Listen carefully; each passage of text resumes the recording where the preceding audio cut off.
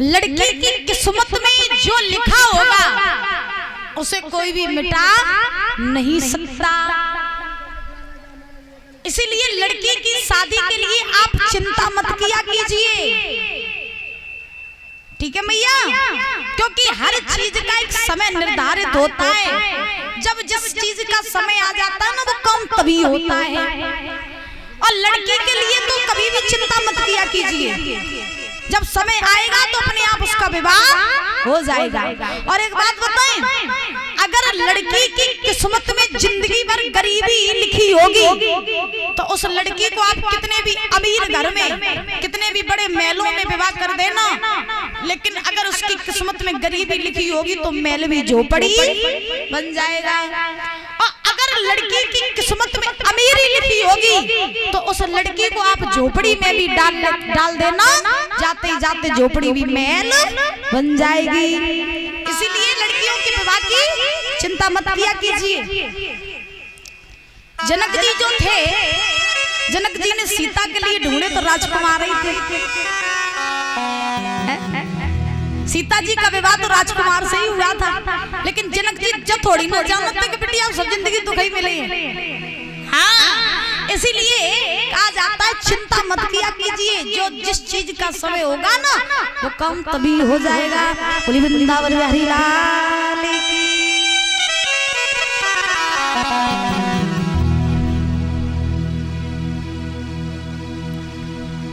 तुम्हारा विश्व ने जवाब दिया, सुतमती चिंता न करो, हम अपनी बिटिया का जो सुंदर से सुंदर लड़का ढूंढेंगे और विवाह करेंगे।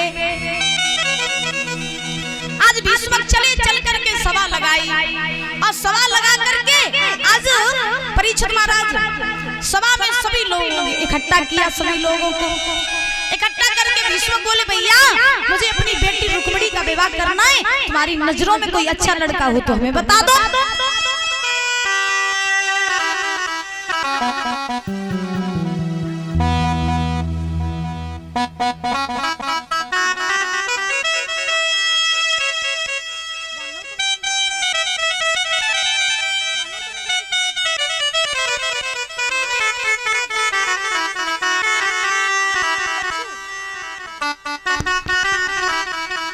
तब ईश्वर ने जवाब दिया, भैया हमें अपनी बेटी के हाथ पीले करने, तुम्हारी नजरों में कोई अच्छा लड़का हो तो बता दो।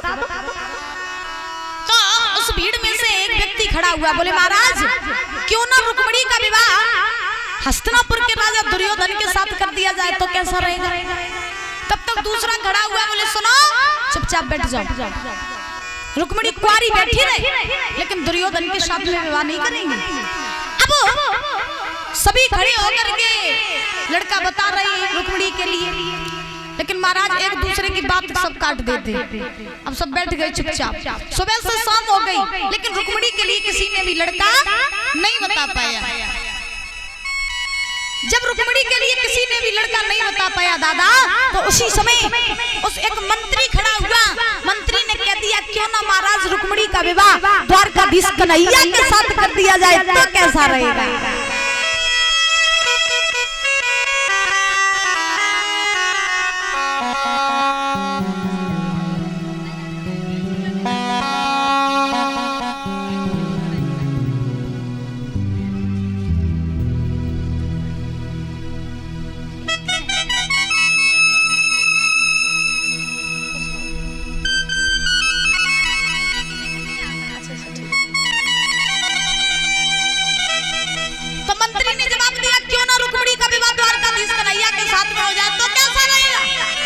भीष्म की खुशी का ठिकाना नहीं रहा। अरे भैया अब तुमने बात एकदम बढ़िया बताई। चलो ये तय रहा कि रुक्मिणी का विवाह द्वारकाधीश कन्हैया के ही साथ में होगा। जो इतने वचन भीष्म ने कहे तो उसी सभा में भीष्म का बड़ा लड़का बैठा रहे जिसका नाम था रुकुम। रुकुम ने जवाब दिया, पिताजी हमें ये लगता है कि बुढ़ापे के साथ साथ तुम्हारी बुद्धि भी बूढ़ी हो गई है। हाँ, तुम्हारी बुद्धि भी बूढ़ी हो गई। बोले क्यों? रुकुम कहने लगा ये बताओ, वो कन्हैया जिन्हें घर घर में जाए के माखन चुराओ, जिन्हें गोपियन के चीर चुराए, कोई कात नंद को है, कोई कात वसुदेव को है, छराई ऐसे कन्हैया के संग शादी करियो मेरी बहन की। बाबा मेरी बहन घर में कुंवारी बैठी रहे, लेकिन मैं अपनी बहन की शादी कन्हैया के साथ में नहीं करूंगा। तो भीष्म बोले बेटा तेरी नजरों में कोई लड़का हो तो तू बता दो।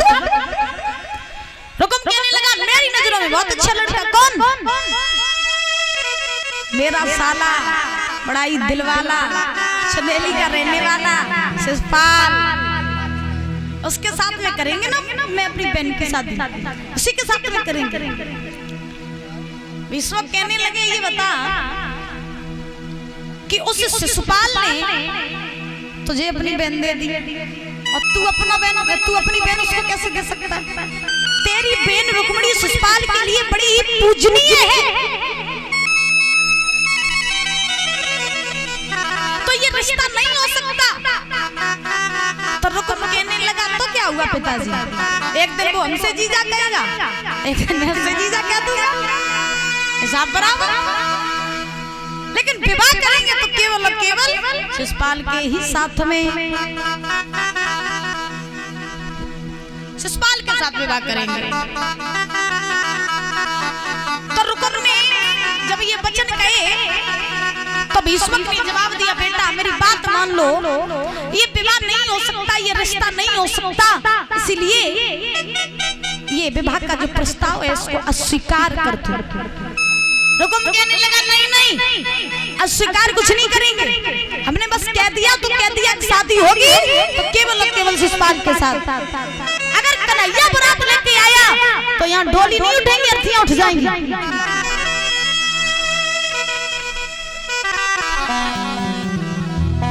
साले शिषपाल के साथ विवाह करेंगे।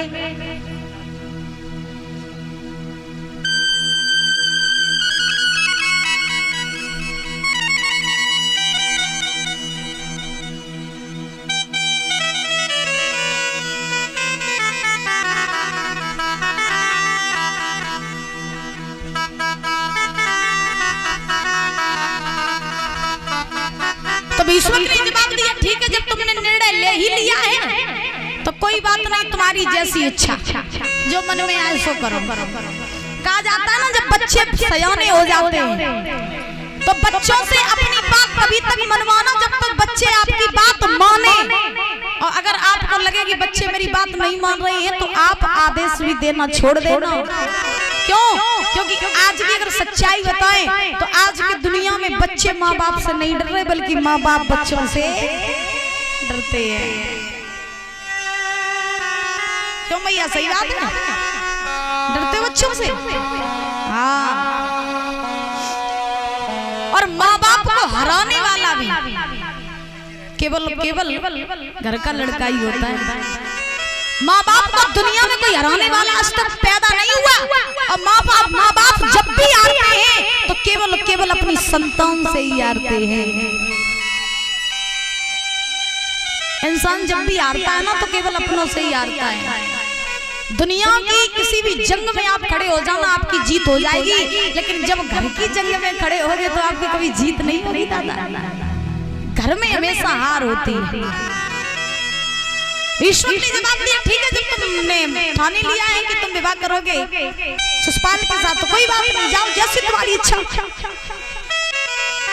तो मैया आज रुकुम अपने महल में आया, महल में आकर के रुकुम ने देरी नहीं की और रुकुम ने पत्र लिख दिया शिषपाल के लिए।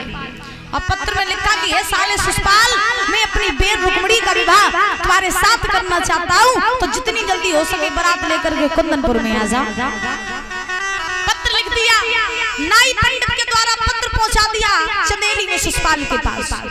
शिषपाल ने पत्र पढ़ा, सिंहासन पर बैठो रहे दादा, और जब ब्याह की खुशी सुनी सबको छले के एकदम से नाचन लोगों खुशी के मारे, खुशी को ठिकाना ना है। हाँ, जब काऊ की शादी होती है ना तो वास्तव में खुशी होती है।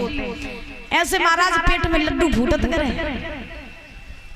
हाँ, तो शिषपाल ने जब सुना कि मेरे जीजा जी ने मेरा विवाह अपनी बहन के साथ में तय कर दिया तो सुषपाल सोचने लगा, वारे जीजा, हम तो बहुत दिन से ही सोच रहे थे कि मेरी शादी रुक्मिणी के साथ हो जाए, लेकिन क्या करें, बोल ही नहीं पाया। लेकिन आज तुमने मेरे मन की बात कह दी जीजा, तो ऐसा जिंदगी भर नहीं भूलेंगे। खुशी को ठिकाना ना सुषपाल को। आज सुषपाल भागता हुआ दौड़ता हुआ खुशी की वजह से अपनी भाभी के पास में आया और भाभी के पास में आकर के बोला, भाभी।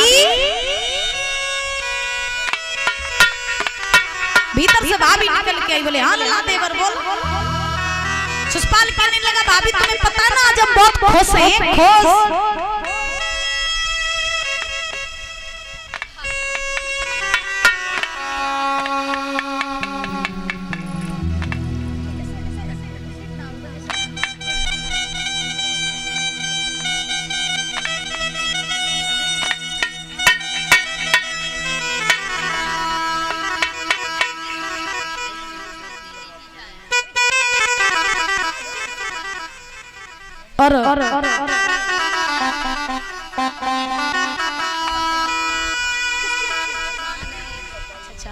और ये माधुरी दीदी जो है ये चांदी की रिंग पहना करके सम्मानित कर रही है, जोरदार ताली हो जाएंगे।